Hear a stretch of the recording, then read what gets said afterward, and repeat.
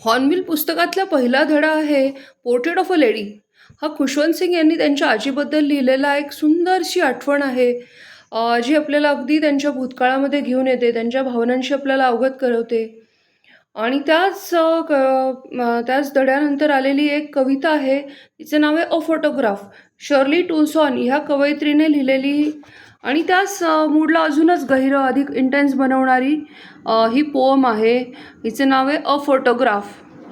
आपण portrait of a लेडीमध्ये पाहिलं, त्याच्यामध्ये बरेच पॅसेजेस आहेत, 4-5 पानांचा मोठा धडा येतो.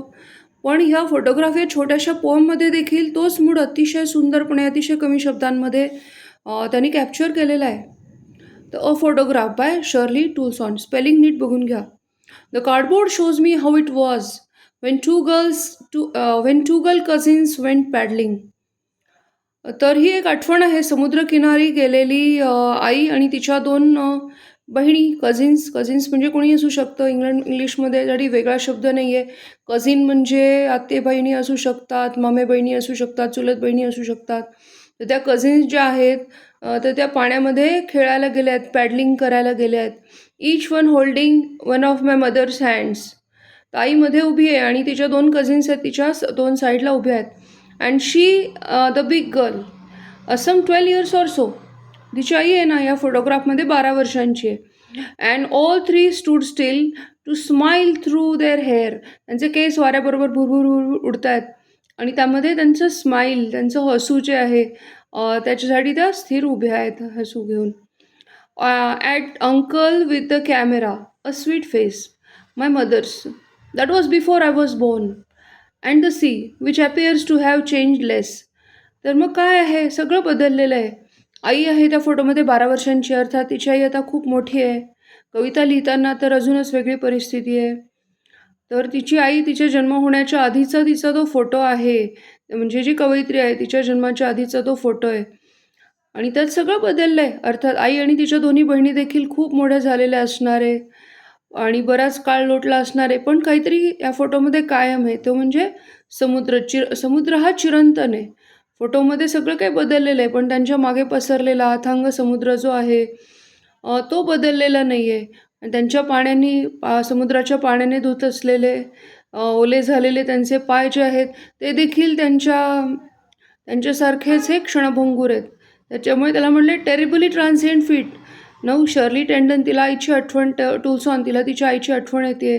त्याच्यामुळे तिच्या आई आणि तिचे पाय हे सगळेच हे अतिशय ट्रान्झिएंट आहेत, क्षणभंगूर आहेत, तिची तिला जाणीव झाली आहे. Some 20-30 years later she would laugh at the snapshot. आता त्या फोटोनंतर 20-30 वर्षानंतरची आठवण ती सांगते, ज्याच्यामध्ये तिची आई असते, ती तिला तिच्या बहिणींबरोबरचा फोटो दाखवते. Some 20-30 years later she would laugh at the snapshot. See Betty and Dolly. Betty आणि डॉली हे तिच्या आईच्या कझिन्स आहेत, त्यांची नावं असणार. She will say, look at how they dressed is for the beach. बघ आम्हाला कसे समुद्रासाठी तयार केलेलं. Sea holiday, the sea holiday was her past. त्याच्यामुळे तिच्या आईचा भूतकाळ हा समुद्राच्या हॉलिडेची आठवण ही तिच्या आईची एक पास्टमधली मेमरी आहे. Mine is her laughter. आणि आता कवयित्री स्वतःबद्दल म्हणते की तिला तिच्या आईची हसू ही त्याच्यासाठी तिच्या मेमरीचा, आठवणीचा हिस्सा आहे. Both my both wry with the laboured ease of loss. म्हणजे जो जो काही आपला लॉस आहे, आपण जे काही गमावलं आहे वेळेबरोबर, जे आप्तस्वकीय आपण गमावले आहेत, तर ते आता गमावलेला पण बरीच वर्ष झाली आहेत. अतिशय प्रयत्नाने ते आठवण काढणं हे आता थोडंसं सोपं झालं आहे. त्याच्यामुळे त्याला एक अतिशय सुंदर शब्द ते वापरते, laboured ease of loss. Now she has been dead for as many years as that girl lived. म्हणजे त्या फोटोमधली जी मुलगी आहे, म्हणजे 12 वर्षांची मुलगी आहे, तर तिची आई जाऊन देखील 12 वर्ष झालेली आहेत. And this circumstance there is nothing to say at all.